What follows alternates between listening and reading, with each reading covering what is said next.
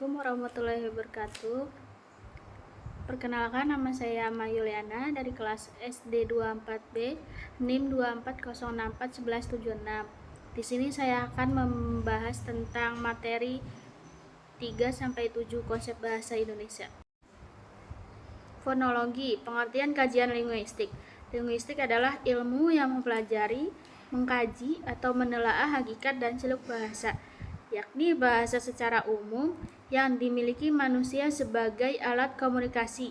Atau linguistik adalah ilmu tentang bahasa atau ilmu yang menyelidiki bahasa secara ilmiah. Di sini ada definisi fonologi. Secara etimologis, fonologi berasal dari dua kata Yunani, yaitu pon yang berarti bunyi dan logos yang berarti ilmu. Maka pengertian bervia fonologi adalah ilmu bunyi. Fonologi merupakan bagian dari ilmu bahasa yang mengkaji bunyi. Objek kajian fonologi yang pertama adalah bunyi bahasa fon, yang disebut tata bunyi fonetik, dan yang kedua mengkaji fonem yang disebut tata fonem atau fonemik. Fonologi adalah bagian dari ilmu bahasa yang mempelajari tentang suara. Objek studi fonologi yang pertama adalah suara bahasa atau fon, yang juga dikenal sebagai fonetik, dan yang kedua adalah studi tentang fonem yang dikenal sebagai zonemik. Jenis-jenis fonologi. Yang pertama, fonetik. Berdasarkan definisi yang dikemukakan para ahli di atas, secara umum dapat dikatakan bahwa fonetik adalah bidang linguistik yang mempelajari bunyi bahasa, baik itu prosesi terbentuknya dan bagaimana bunyi diterima oleh telinga pendengar, tanpa memperhatikan apakah bunyi tersebut mempunyai fungsi. Yang kedua, fonemik.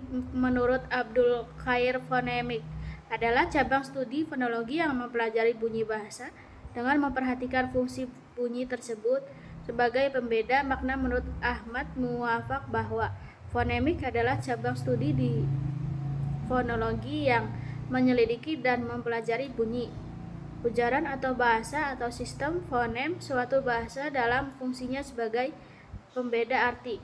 Dengan demikian dapat dikatakan bahwa istilah fonemik dapat didefinisikan sebagai satuan bahasa terkecil yang bersifat fungsional.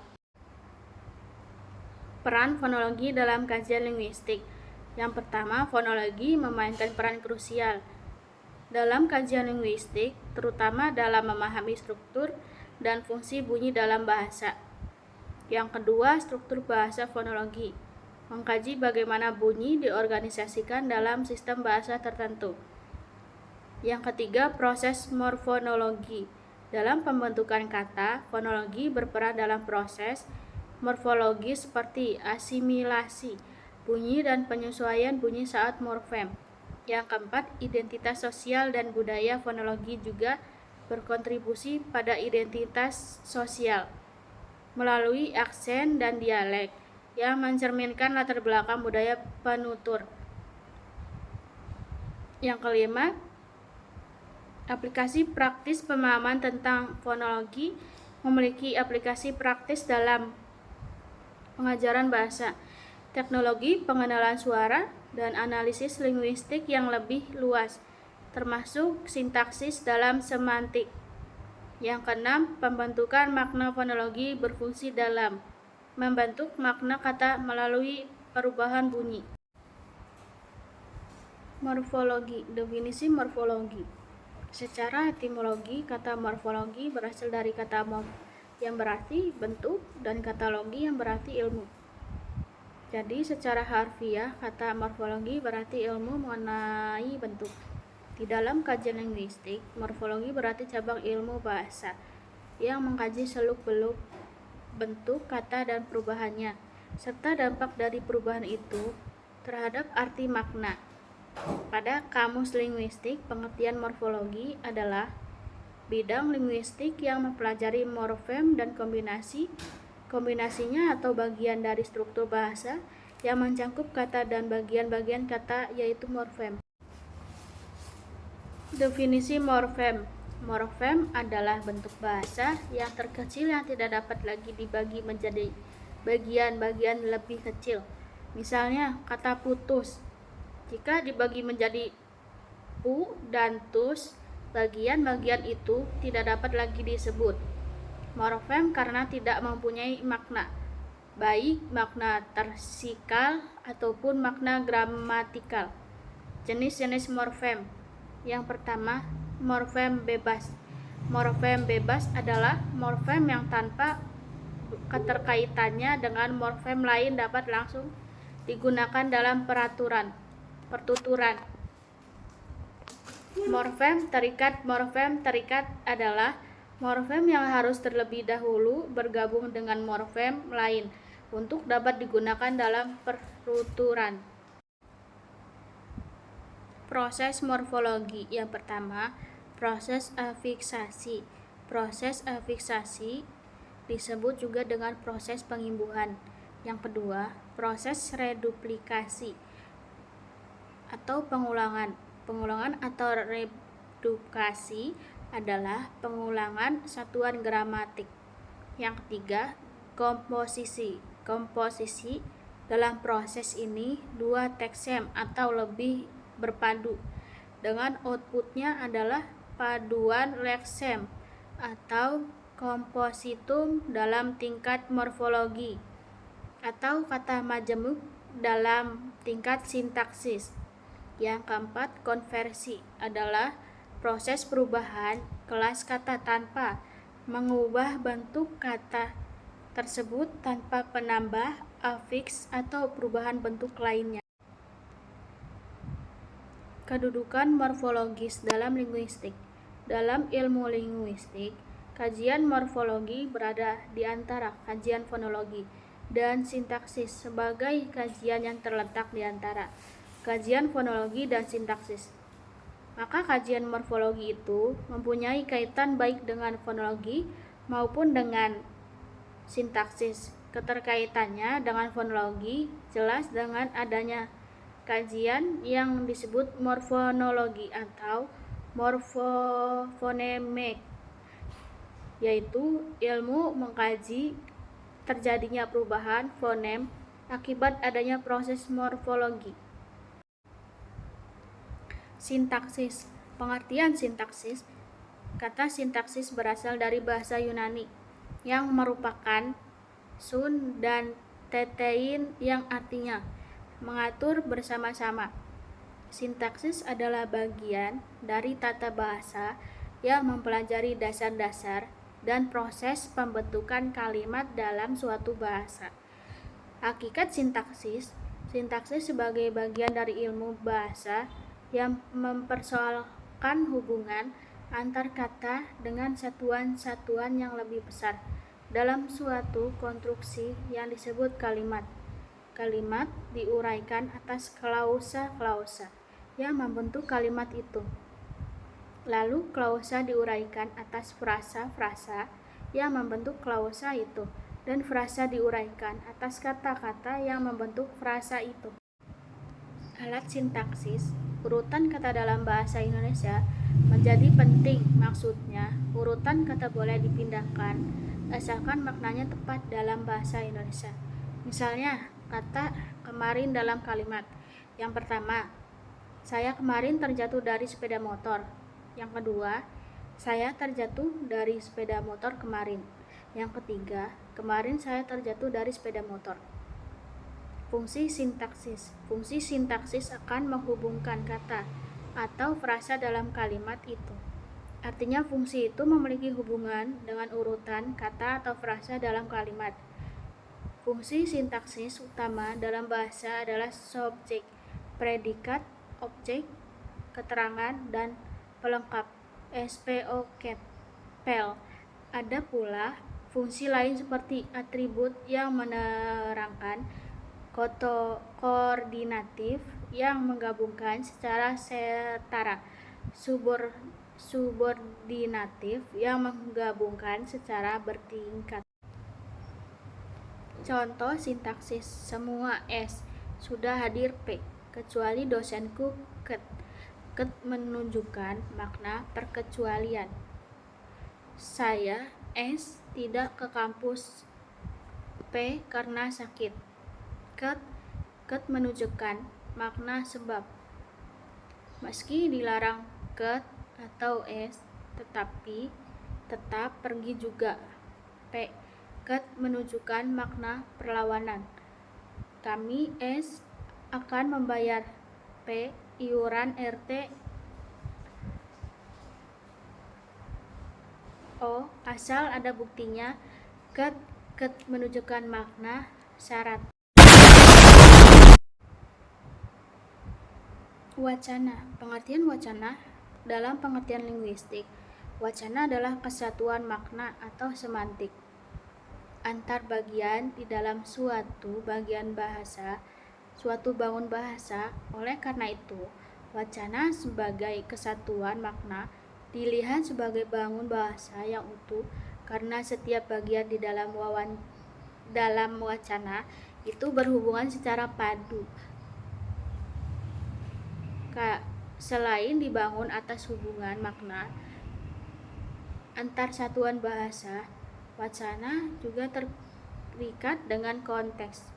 Konteks inilah yang dapat membedakan wacana yang digunakan sebagai pemakaian bahasa dalam komunikasi dengan bahasa yang bukan untuk tujuan komunikasi. Struktur wacana. Dalam Kamus Besar Bahasa Indonesia, struktur adalah cara suatu hal atau unsur disusun. Struktur juga diartikan sebagai unsur-unsur atau bagian yang dibangun dalam pola tertentu. Wacana juga memiliki struktur tersendiri. Suatu wacana bisa dikatakan utuh apabila memiliki struktur yang dilengkapi. Secara umum, bagian wacana dibagi menjadi 3, yakni pembuka, isi, dan penutup wacana. Unsur wacana. Menurut Mulyana, unsur dalam sebuah wacana dapat dibagi menjadi 2, yaitu unsur dalam internal dan unsur luar eksternal. Yang pertama, unsur internal. Unsur internal wacana merupakan unsur yang berhubungan dengan aspek formal sebuah bahasa. Kata dan kalimat. Kata dan kalimat adalah unsur-unsur yang membentuk sebuah wacana. Kata adalah unsur bahasa yang dapat berdiri sendiri. Teks dan konteks adalah salah satu unsur pembentuk wacana. Teks berisi sekumpulan kalimat yang memiliki kepanduan dan kesatuan sehingga dapat memberikan pemahaman yang jelas tentang isi dan makna kepada para pembaca. Unsur wacana. Yang kedua, unsur eksternal. Unsur eksternal wacana merupakan unsur-unsur yang terdapat di luar sebuah wacana. Implikatur adalah bagian dari unsur eksternal wacana. Presuposisi menurut Rahadi 2005 adalah perkiraan atau persangkaan. Inferensi adalah sebuah istilah di bidang wacana. Preferensi adalah salah satu bagian dari unsur internal wacana. Jenis wacana. Yang pertama, wacana deskripsi. Menurut Nurlaksana Eko Rusminto, seperti yang telah diketahui, deskripsi merupakan gambaran atau bagaimana seseorang menggambarkan. Yang kedua, wacana eksposisi. Menurut Nurlaksana Eko Rusminto, eksposisi berarti membuka atau memulai jika diartikan dalam bahasa Inggris. Adanya wacana ini berarti penulis membuka wacananya untuk membahas suatu. Yang ketiga, wacana argumentasi. Menurut Rusminto, wacana argumentasi merupakan wacana yang terdiri dari alasan dan pendapat untuk membuat simpulan.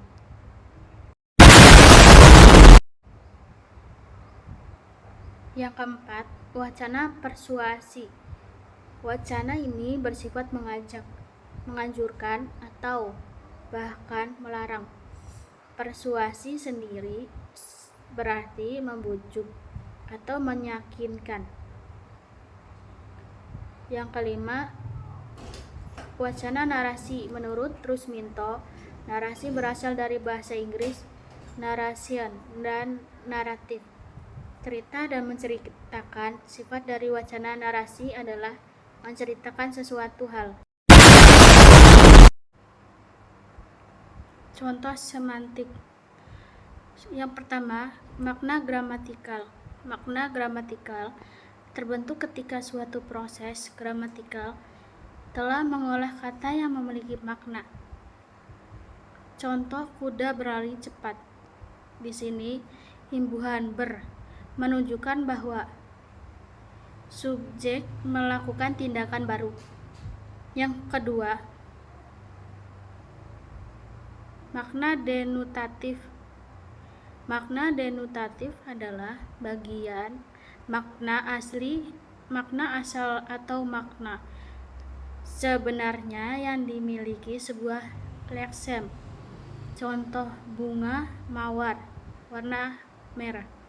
Kalimat ini menyatakan fakta bahwa mawar memiliki warna merah tanpa konotasi tambahan. Yang ketiga, makna idiom. Makna idiom adalah ujaran yang maknanya tidak dapat diramalkan dari makna unsurnya. Contoh, dia menjual gigi. Ini berarti dia tertawa sangat keras, bukan secara harfiah menjual gigi. Yang keempat, personifikasi. Personifikasi adalah gaya bahasa yang menggambarkan seolah-olah benda mati atau makhluk non-manusia memiliki sifat-sifat manusia. Contoh, awan menari-nari di langit. Awan diberikan sifat manusia dengan kata menari. Yang kelima, hiperbola. Hiperbola adalah melebih-lebihkan suatu objek atau situasi bahkan dengan cara yang tidak masuk akal. Contoh, aku sudah menunggu 1000 tahun. Pertanyaan ini melebih-lebihkan waktu menunggu untuk menekankan rasa sabar. Yang keenam, eufemisme adalah gaya bahasa yang menggunakan kata-kata halus untuk menggantikan kata-kata yang kasar, tabu, atau menyinggung. Contohnya, dia sudah tiada. Menggunakan ungkapan yang lebih halus daripada mengatakan seseorang telah meninggal. Yang ketujuh, ironi. Ironi adalah gaya bahasa yang mengungkapkan sindiran halus dengan menyatakan kebalikan dari fakta yang sebenarnya. Contoh, bagus sekali tulisanmu, sampai-sampai tidak bisa dibaca. Sindiran yang menyatakan sebaliknya dari kenyataan. Semantik. Pengertian semantik. Kata semantik berasal dari bahasa Yunani. Semua yang artinya tanda atau lambang. Sign. Semantik pertama kali digunakan oleh seseorang filolog Prancis bernama Michel Brial pada tahun 1883.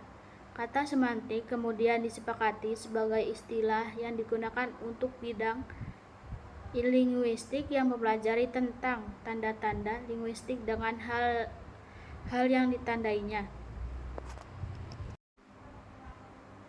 Jenis-jenis semantik. Yang pertama, semantik behavioris pada penganut aliran memiliki sikap umum. Penganut pandangan behavioris tidak terlalu yakin dengan istilah-istilah yang bersifat mentalistik berupa min, konsep, dan idea.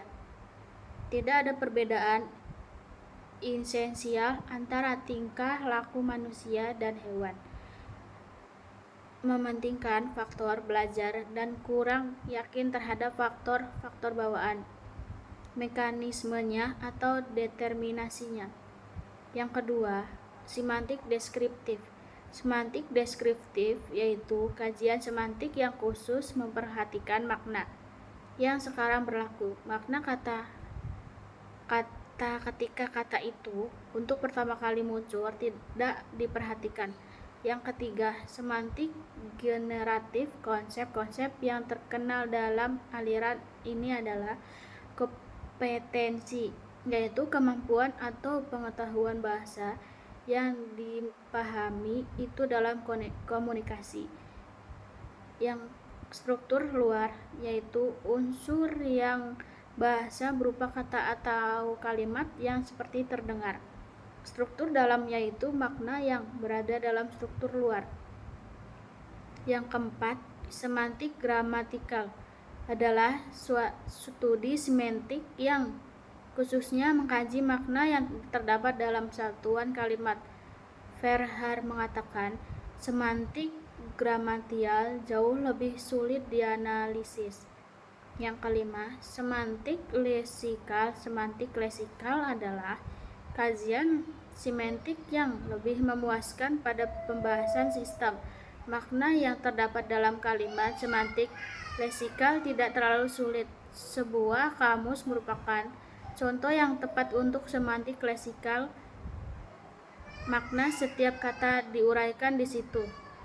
Jadi, semantik leksikal memperhatikan makna yang terdapat di dalam kalimat kata sebagai satuan mandiri.